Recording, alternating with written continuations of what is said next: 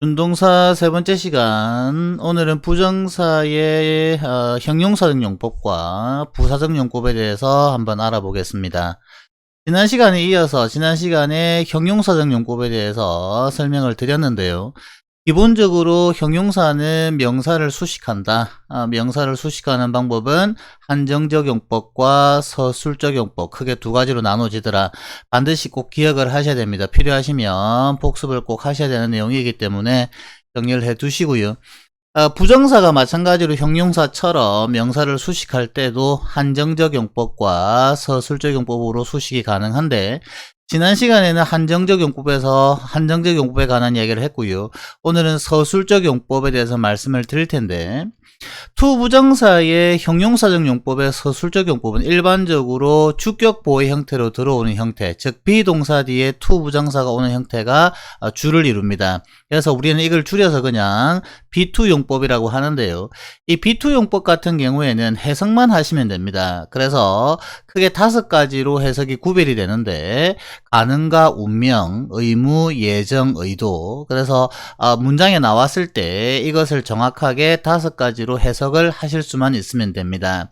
예문을 보면 No one is to be seen. 우리는 누구도 볼 수 없다라는 의미죠. 그러니까 직역을 하게 되면 어떤 누구도 보여줄 수 있는 사람이 아니다, 없다, 이렇게 해석이 되는데, 보통 이제 뒤에 to be seen이 수동이기 때문에 뒤에 행위자가 일반인이겠죠. 그래서 우리는 볼 수 있는 사람이 없다, 우리는 아무도 볼 수 없다, 이렇게 해석이 됩니다. 그래서 이 부분 같은 경우에는 해석을 연습을 하지 않으면 보통 잘 되지 않습니다. 문장에서 보시면 알지만 no one is to be seen, 모르는 단어는 하나도 없죠. 그런데 연습을 하시지 않으면 해석이 잘 안 될 수 있다라는 거. 그 다음 he was to die young. 그는 일찍 죽을 운명이었다, 젊어서 죽을 운명이었다, 이렇게 해석이 되고요. You are to finish it by 6. 너는 그것을 끝마쳐야만 한다, 6시까지. 그래서 의무로 해석이 되고요. She is to come at 5. 그녀는 5시에 올 예정이다, 이렇게 해석이 됩니다. 그리고 if you are to succeed, do your best. 만약 당신이 성공을 하고 싶다면, 성공할 의도라면 최선을 다해라. 의도 같은 경우에는 항상 if절과 결합을 하기 때문에 쉽게 구별이 잘 됩니다. 그리고 예정 같은 경우에도 보통 시간을 나타내는 부사어랑 결합을 합니다. 그런데 보통 이런 어떤 하나의 어떤 원칙이나 주로 쓰이는 것들을 잘 설명을 안 하는 이유는, 그렇게 되면 친구들이 그냥 그걸 외워버리더라고요. 해석을 하지 않더란 이야기입니다. 그런데 계속 반복해서 이야기하지만 이제부터는 해석을 하지 않으면 가면 갈수록 점점 더 어려워질 수 있다는 거를 꼭 기억을 해 두시고, B2 용법은 서술적 용법은 B2 용법이라고 하고, 가능, 운명, 의무, 예정, 의도 다섯 개로 해석을 하실 줄 알아야 된다, 이렇게 정리하시면 되겠습니다. 그 다음에 이제 부정사의 부사적 용법인데요. 부사적 용법은 말 그대로 to 플러스 동사 원형의 형태를 가지고 있는 부정사가 부사처럼 쓰이는 것, 즉 부사 역할을 하는 걸 말합니다. 그런데 다시 한번 강조하겠지만 부사적 용법은 해석이 많습니다. 그래서 지금부터는 반드시 해석을 하지 않으면 구별하기가 쉽지 않다. 그래서 명사적 용법이나 형용사적 용법 같은 경우에는 그냥 명사적 용법이야, 형용사적 용법이야 라고 해도 상관이 없지만, 부사적 용법은 부사의 목적입니까, 부사의 결과입니까, 부사 안에서도 한 8가지 정도로 구별이 되기 때문에 반드시 해석을 통하여 부사의 목적, 부사의 결과, 부사의 원인, 이렇게 구별하실 줄 아셔야 된다는 내용을 말씀드립니다. 첫 번째는 목적인데요. 목적은 투부정사가 투부정사 하기 위하여, 이렇게 해석되는 경우를 말하고요. 같은 형태로 투부정사를 in order to 부정사나 so as to 부정사로 쓰셔도 뜻은 같습니다. 예문을 보시게 되면 we eat to live, not to live to eat. 우리는 살기 위해 먹는다죠. 먹기 위해 사는 것이 아니라 살기 위해 먹는다. 그래서 to 부정사가 뭐뭐 하기 위해로 해석이 되면 부사의 목적이더라. 그 다음 we came here so as to meet him. 우리는 여기 이곳에 왔었다, 그를 만나기 위해. 그래서 뭐뭐 하기 위해서는 부사의 목적이다. 그래서 부사의 목적은 in order to로 쓰셔도 되고 so as to로 바꿔도 되더라. 그렇게 정리해 두시면 됩니다. 그 다음 결과인데요. 목적과 결과는 반드시 구별하셔서 정리를 해 두셔야 됩니다. 왜냐면 결과를 구별하지 못하게 되면 목적과 헷갈리게 됩니다. 예를 들어 지금 이 예문을 보게 되면 He grew up to be a doctor. 그는 의사가 되기 위해 자랐다라고 해석을 하시게 되면 틀리게 됩니다. 이때 to be는 결과로 그는 자라서 의사가 되었다라고 해석이 됩니다. 다시 말씀드리면 결과라고 하는 것은 동사해서 to 부정사 하게 되다라고 해석이 되는 것을 결과라고 하고 반드시 목적과 구별하실 줄 아셔야 된다는 거 말씀드리겠습니다. 예문 잠깐 보시게 되면 He grew up to be a doctor. 그는 자라서 의사가 되었다. 이렇게 해석하셔야 되고요.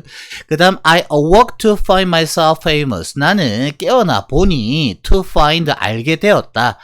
무엇을요? 내 자신이 유명해진 것을. 이게 지금 결과로 해석하니까 awoke 그 잠에서 깨어나서 to find 알게 되었다 이렇게 해석이 되는데 이것을 잘못 해석해서 목적으로 해석하시게 되면 나는 내 자신이 유명해진 것을 알기 위해서 깨어났다. 한참 자다가 이제 일어나 볼까 유명해졌겠지 이런 의미가 됩니다. 그래서 뜻이 완전히 틀려지게 되기 때문에 잘 정리를 해 두시기 바라고요. 그 다음 she worked so hard as to pass the exam. so 형용사 as to를 설명하기 위해서 써놓은 예문입니다. 앞에 목적에서는 so as to가 붙어 왔었죠. so as to가 붙어 오게 되면 뭐 하기 위해서 부사의 목적인데요.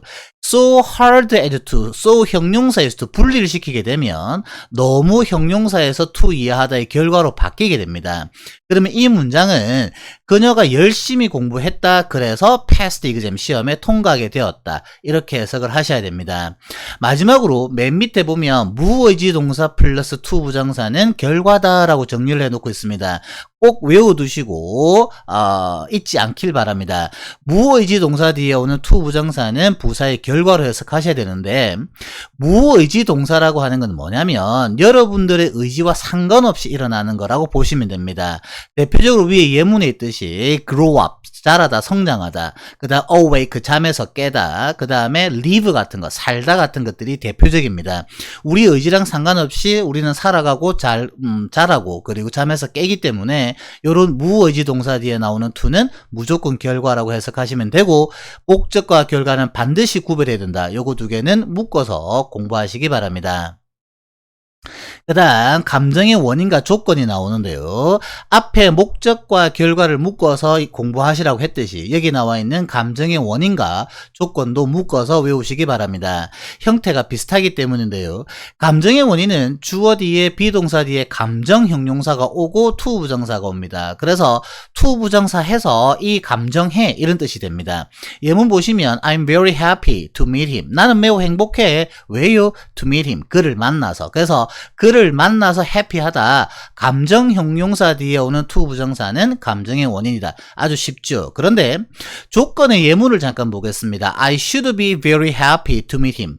should가 들어왔습니다. 이렇게 되면 해석이 나는 그를 만나게 된다면 should be very happy. 매우 행복할 텐데 그래서 그를 만난다면 행복할 텐데 라는 뜻으로 바뀌게 됩니다. 그래서 이 조동사의 뜻 때문에 그렇게 되는 거기 때문에 조건은 감정의 원인과 형태는 똑같지만 주어 뒤에 조동사가 오더라. 그런데 주로 should나 would 조동사의 과거형이 온다는 거 정리해 두시면 됩니다. 그래서 똑같은 감정 형용사 뒤에 to 부정사지만 조동사가 있으면 조건, 없으면 원인이다. 이렇게 정리하시면 되고요. 밑에 예문 잠깐 보겠습니다. She wept to hear of his death. 그는 울었다. 그의 죽음의 소식을 듣게 되어서. 그러니까 울게 된 원인이 되겠죠? 이것은 감정의 원인이고요. You will do well to accept his offer. 너는 you will do well 잘할 것이다. 그의 제안을 받아들인다면 이 말이죠. 그래서 to accept는 조건이 되겠습니다. 그래서 반드시 해석을 통해서 문장에서 구별하실 걸 원합니다. 그래서 나중에도 또 말씀드리겠지만 구별이 해석이 안 되게 되면 나중에는 결국은 찍을 수밖에 없다는 거 다시 한번 말씀드리겠습니다. 그 다음 이유 판단의 근거인데요. 이유 판단의 근거는 to 부정사 하단이 동사 한 판단의 근거가 되는 겁니다. 예문을 보시게 되면 you are a fool. 너 바보다. 너 바보구나 라고 판단해버리는 거예요. 왜요? To refuse her offer. 그녀의 제안을 거절하다니. 그래서 to 부정사 하다니 동사 한에 이게 이유 판단의 근거가 되고요. They must be crazy to believe such nonsense. They must be crazy. 그들은 미쳤으면 틀림이 없어. 그들은 제정신이 아니야. 왜요? To believe such nonsense. 그렇게 말도 안 되는 걸 믿다니. 그래서 이유 판단의 근거는 to 부정사 하다니 동사 하네 이렇게 해석되는 거고요. 양보라고 하는 거, 영어에서 양보라고 하는 것은 일지라도 한다 할지라도 그렇게 해석되는 경우인데요. To see it, you would not believe it. 너는 그것을 본다 할지라도 그것을 믿지 못할 것이다. 이런 예문이고요. To love you deeply, I won't marry you. 너를 깊이 사랑하지만 나는 너와 결혼하지 않겠다. 이런 뜻이 됩니다. 그래서 양보는 한다 할지라도 이렇게 해석이 되는 경우를 말합니다. 자, 그 다음 형용사 수식과 부사 수식 이제 마지막인데요. 형용사 수식은 말 그대로 형용사 뒤에서 to 부정사가 앞에 있는 형용사를 수식하는 경우입니다. 예문을 보시면 English is easy to learn. 영어는 쉬워요. 뭐하기에? 배우기에 쉬워요. 그래서 여기서 to learn이 수식하는 것은 앞에는 형용사 is이기 때문에 부사의 형용사 수식이라고 한다. 이렇게 기억하시면 되고요. 8번의 부사 수식 같은 경우에는 별표를 해두시고 정리를 잘 해두시는 게 좋습니다. 시험에 잘 나오죠. 형용사 enough to 부정사와 to 구분이라고 하죠. to 형용사 to 부정사. 그래서 형용사 enough to는 to 부정사하기에 충분히 형용사하다 이렇게 해석이 되고 이 형태는 그냥 외워두시라고 많이 설명을 드리는데요. 시험에 출제가 잘 되는 것은 형용사와 enough의 위치가 바뀌면 틀립니다. 그리고 to 부정사는 반드시 enough 뒤에 올 때는 to 부정사가 와서 앞에 있는 부사 enough를 수식한다고 이해를 하시면 됩니다. 그래서 she's old enough to go to school. 그녀는 학교에 가기에 충분히 나이가 되었어 이 말이고요. We were too glad to go back home. 우리는 너무 기뻐서 집으로 돌아갈 수 없었다. 물론 여기서 to 부정사는 앞에 있는 glad 형용사 수식이기 때문에 형용사 수식이라고 설명을 이해를 하시는 게 맞지만 어쨌든 형용사 enough to랑 to를 구별하기 위해서 지금 8번에 같이 넣어놨다라고 이해를 하시면 되고요. 요거 두 개는 항상 묶어서 이해를 해두시는 게 편합니다. 나중에 복문으로 전환시킬 때 so they cannot이나 so they can 그런 문장에서 항상 출제가 되니까 이렇게 정리하시면 되고요. 오늘 부사적 용법에서 크게 8가지가 있다는 거, 목적과 결과, 원인과 조건, 이유 판단의 근거와 형용사 부사 수식, 그 다음에 양보 이런 것들 정리를 잘 해두시고 한 가지 더 말씀드리면 반드시 해석을 통해서 정리를 해두셔야 된다는 거 다시 한번 강조드리겠습니다.